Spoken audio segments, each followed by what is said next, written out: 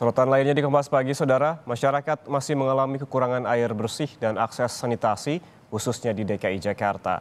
Lalu bagaimana pemerintah memenuhi kebutuhan fundamental yang masih jadi dilema bagi warganya?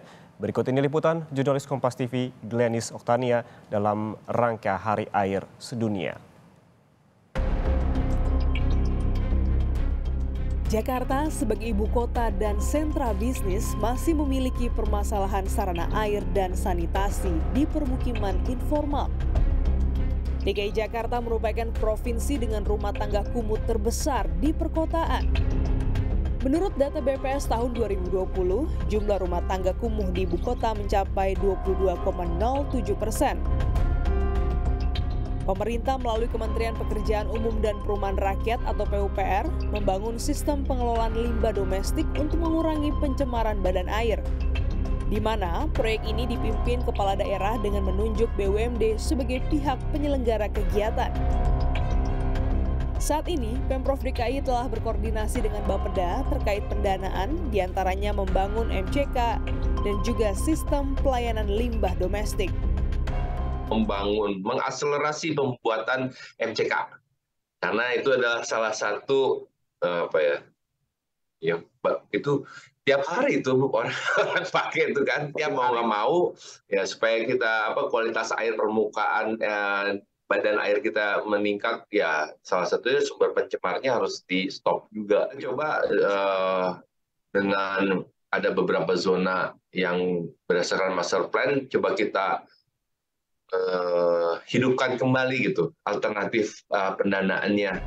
Pemerintah Provinsi DKI Jakarta membangun sistem pengelolaan air limbah domestik terpusat di DKI Jakarta.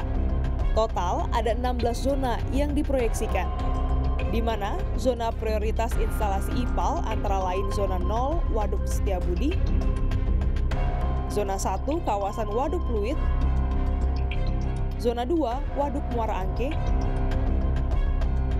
zona 5 Waduk Sunter Utara, zona 6 IPLT Duri Kosambi, dan zona 8 Waduk Marunda.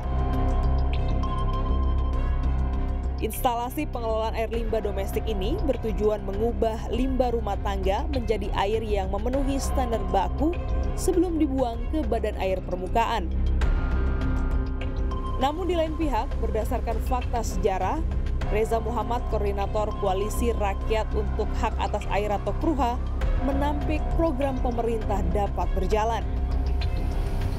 RT, warga Dharma Wanita Jakarta Barat, masih mengeluhkan air perpipaan yang belum memenuhi standar kualitas air minum. Di sisi tidak, cuman kan tahun lalu lah, sudah setahun lebih yang lalu itu, ada pembesaran saluran air got. Sepertinya itu pipa dari pihak PAM itu terkena. Jadi kendalanya itu air PAM di sewilayah ini berbau got gitu. Itu udah berapa lama ya? Itu berbau itu udah setahun lebih. Tahun lalu Lebaran masih bingung di sini karena masak sulit, airnya itu berbau. Kementerian Kesehatan melalui Dirjen Penyihatan Lingkungan memastikan terdapat aturan mengenai baku mutu air bagi masyarakat. Nah, ke depan kita tentu air yang sampai ke masyarakat adalah air yang standar baku mutu tertentu. Nah, dalam Permenkes 2 tahun 2023 ini memang masih ada 3 kategori, yaitu ada air minum, kemudian air untuk keperluan higien dan sanitasi, kemudian juga air kolam, air spa, dan juga air pemandian. Jadi ini kita masing-masing ada standar baku. Penyediaan air minum tak bisa dipisahkan dari sanitasi. Masih terdapat wilayah yang minim fasilitas MCK layak di ibu kota. Terkait hal ini, Kementerian Kesehatan mengklaim akses sanitasi akan merata dalam waktu dekat. Tambahan sehingga terkait dengan septic tank itu masih kita temukan yang salurannya tidak semestinya, ini masih ada dilarikan misalnya ke sungai atau mungkin ke saluran-saluran. Nah, inilah yang sedang bersama-sama dengan pemerintah DKI sedang kita tingkatkan untuk mencapai per kelurahan itu 100% ODF. Nyatanya, akses air bersih dan sanitasi di ibu kota masih menghadapi beberapa kendala. pendekatan strateginya sekarang. Kecuali harapan itu cuma nggak ada di sektor publik, tapi kalau kita lihat ke komunitasnya, ke masyarakatnya itu ada. Nah, masalahnya hak-hak masyarakatnya itu terus dikebiri, bahkan banyak kasus dikriminalisasi. Kalau sampai kapan ya memang sampai urusan ini jadi sesuatu yang benar-benar politik mungkin, atau sampai orang benar-benar marah. Di Indonesia gitu, fakta data nggak merubah kebijakan. Kerap kali negeri ini memikirkan ketahanan pangan. Di lain sisi, air merupakan sumber kehidupan.